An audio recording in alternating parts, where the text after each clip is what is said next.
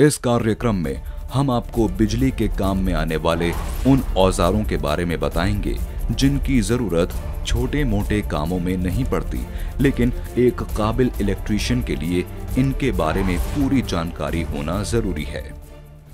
सबसे पहले बात करते हैं हाइड्रोमीटर की। इसका इस्तेमाल लेड एसिड बैटरी में मौजूद इलेक्ट्रोलाइट की स्पेसिफिक ग्रेविटी यानी विशिष्ट गुरुत्व को नापने के लिए किया जाता है।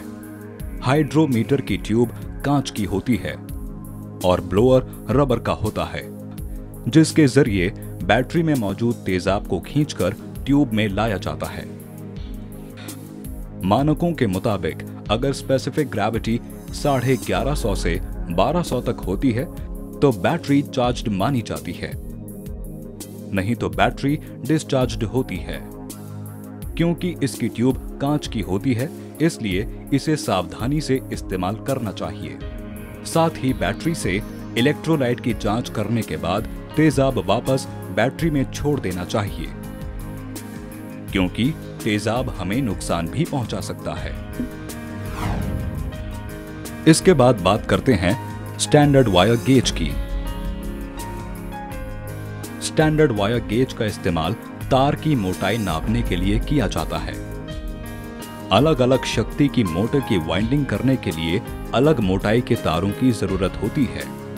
इसके अलावा इंडस्ट्रियल वायरिंग में भी अलग अलग मोटाई के तारों की जरूरत होती है। जरूरत से कम मोटाई का तार इस्तेमाल करने से मशीनों को नुकसान हो सकता है, इसलिए जरूरत के मुताबिक वायर गेज में बने स्लॉट्स में वायर को डालते हैं। जिस स्लॉट में वायर आसानी से चला जाए वही उसकी मोटाई होती है।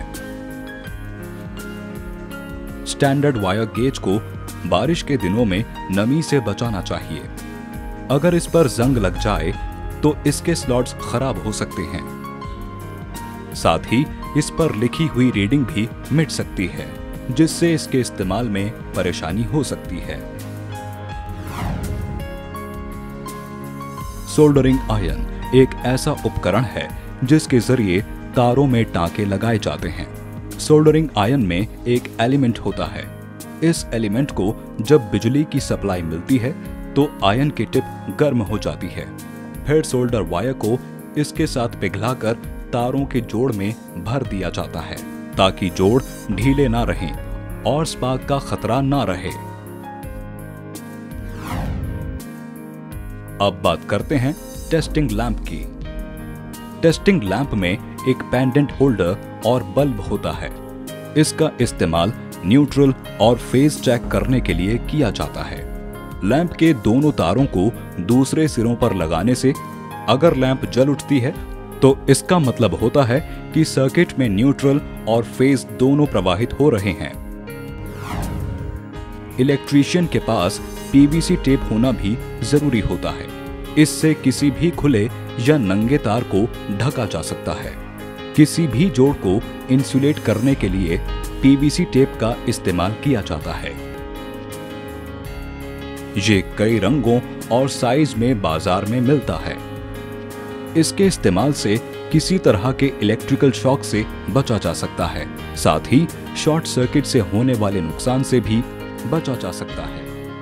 इस एपिसोड में हमने बात की hydrometer, standard wire gauge, soldering iron और टेस्टिंग लैंप की। उम्मीद है ये जानकारी आपके लिए काफी उपयोगी साबित होगी।